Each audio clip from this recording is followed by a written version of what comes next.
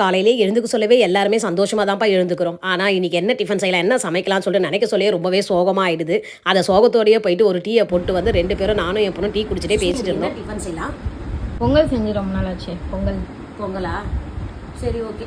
பொங்கல் தான் செய்யலாம்னு சொல்லிட்டு முடிவெடுத்துட்டு பார்த்தீங்கன்னா 3/4 கப்பு சிறுபருப்பு எடுத்தேன், 1 கப்பு அரிசி எடுத்துட்டேன், பச்சரிசியில் ஏதாவது இருக்கான்னு பார்த்து எடுத்து வச்சுட்டு சிறுபருப்பை வந்து வாசனை வர அளவுக்கு கொஞ்சம் வறுத்துட்டேன். அது கூடவே பச்சரிசியும் போட்டு ஒரு பெரட்டிட்டு குக்கரில் போட்டு தண்ணியை ஊற்றி ஒரு 5 தடவை நல்லா கழுவிட்டு 5 டம்ளர் தண்ணியை ஊற்றி ஒரு கை வந்து உப்பு போட்டேன், தேவையான அளவு உப்பு போட்டுட்டு 1 ஸ்பூன் பட்டர் போட்டு வச்சுருந்தேன்.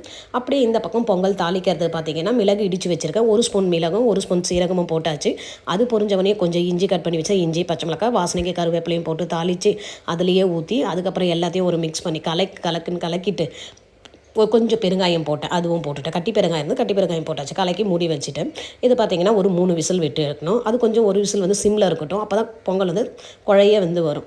சட்னி பண்ணுறதுக்கு தேங்காய் இல்லைப்பா, அதனால் சின்ன வெங்காயம் தாளித்து நான் அந்த சட்னியை ரெடி பண்ணிட்டேன், மேனேஜ் பண்ணியாச்சு. இந்த பக்கம் பொங்கல் ரெடி ஆகிடுச்சு. அதனால் வந்து நெய்யில் வந்து முந்திரியும் வறுத்து போட்டு பொங்கலில் கொட்டியாச்சு. கலர்னு கலரியாச்சு. சூப்பரான நெய் பொங்கல் ரெடியாக ஆகிடுச்சுப்பா. ஒரு வழியாக மார்னிங் டிஃபன் செஞ்சு முடிச்சாச்சுப்பா. இப்போ மதியத்துக்கு என்ன சமையல் செய்யணும் ஒரே யோசனையாக இருக்குது.